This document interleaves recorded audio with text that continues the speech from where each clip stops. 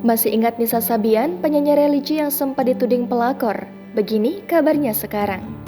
Sebagian masyarakat tanah air pasti sudah tak asing dengan sosok Nisa Sabian. Nama Nisa Sabian sempat jadi pusat perhatian setelah dituding menjadi pelakor dan berselingkuh dengan keyboardisnya Ayus.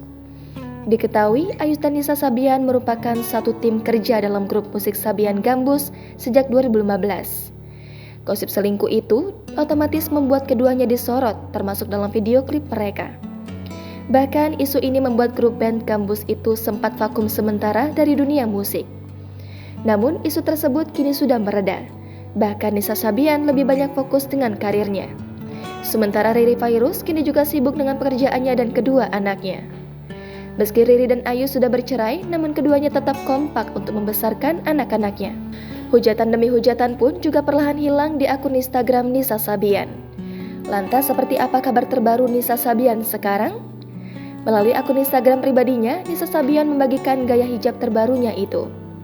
Kali ini, ia tampil dengan gaya hijab yang berbeda dengan biasanya. Perempuan berusia 24 tahun ini tak lagi bergaya kekinian. Gaya hijab Nisa justru lebih simpel bak anak pesantren. Sontak penampilan terbarunya itu langsung jadi pusat perhatian publik. Selain disebut mirip anak pesantren, gaya hijab itu juga sangat cocok dengan Nisa Sabian. Tanpa harus ribet dan menggunakan aksesoris, wajah Nisa yang cantik natural justru semakin terlihat makin mempesona dengan hijab sederhananya itu. Senyum manis juga membuat kecantikan Nisa Sabian semakin terpancar. Rupanya, hijab simpel ala anak pesantren sepertinya sudah dijadikan salah satu gaya hijab andalan bagi Nisa Sabian.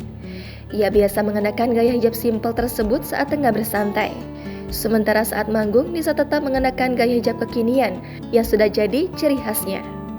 Tak sedikit pujian didapatkan Nisa Sabian dengan gaya hijabnya yang sederhana. Tak hanya dipuji cantik, banyak juga yang memuji Nisa terlihat lebih muda dari usianya.